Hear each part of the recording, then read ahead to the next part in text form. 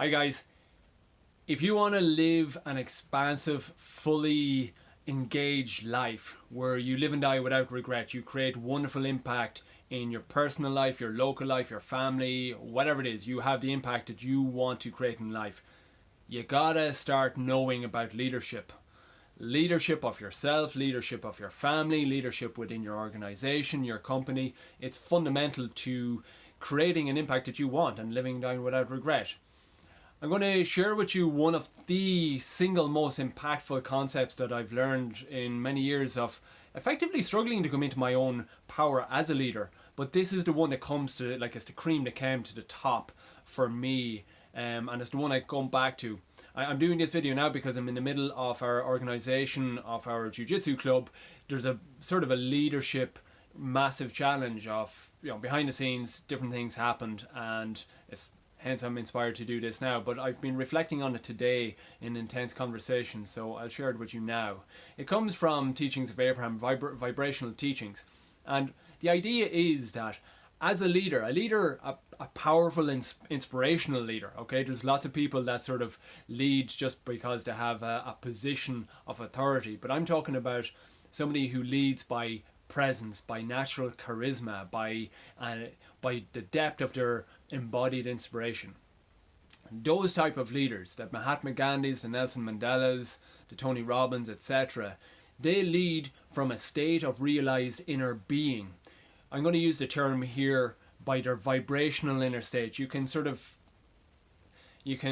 substitute that by an emotional state, psychological state, spiritual power, whatever it is. But when you do the work as a leader and you do the deep inner work to goose up your inner vibrational power, where you're coming from clarity, you're coming from love, you're coming from joy, you're coming from confidence, you're coming from that incredible essence of you've realized what it is you want in life, you're grounded in your power, and you're unstoppably moving forward. That's a very high vibrational state, and that radiates. People pick up on that, and people are like really intensely attracted to that. Now, in challenging times, sometimes what happens is, challenges come on. You come in, you've done your morning rituals, you're aligning your life, and you're here. But then you meet people within your club, within your organization, within your family, community, whatever it is, where your leadership is being maybe sometimes temporarily being put into question by people's projections, doubts, fears, and people are down here. Sometimes what happens, or quite often as leaders, we are coming in here, but to gain connection to people, to sort of understand from their point of view, to sort of just get that connection, to get the ball rolling, we drop our inner state of being to meet the person down at the same level they're at. At that point, you're not leading.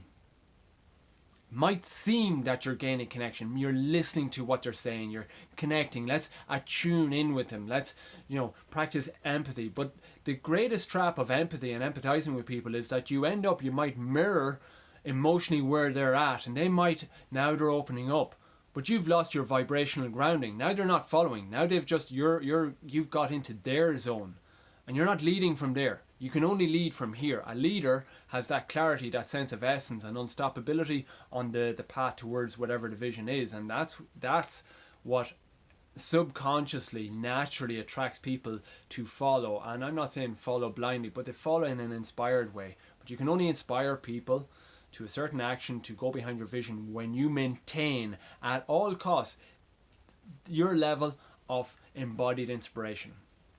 This is quite the task.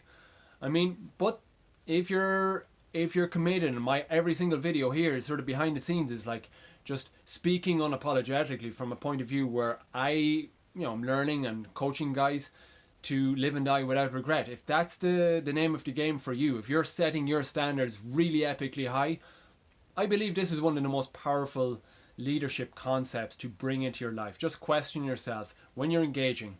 Are you dropping your inner state of being? And you'll notice the emotions that come up. Are you getting frustrated? Are you projecting? Are you inner criticizing? You're sort of there, sort of empathizing, but on the inside you're sort of thinking, shit, like this person isn't speaking, or you can feel judgment coming up inside of you. Notice emotionally where you are at when you're really wanting to lead. If your emotionality is dropping down a notch, you're not leading anymore. And very quickly the situation is actually going to be dominated, it's going to be led by, it's going to be the blind leading the blind, or the inmates running the asylum type of scenario. That's not really what you want, especially when your vision, when your beautiful impact in the world, whatever it is, the cool business organization that you're leading, you put everything in jeopardy when you let the inmates run the asylum style thing. Guys, I hope that it has been of benefit to you and gained some clarity. In the feedback, the comments in below, please, by all means, question it, just whatever arises for you. I'd love to know what hits home, and get the conversation going.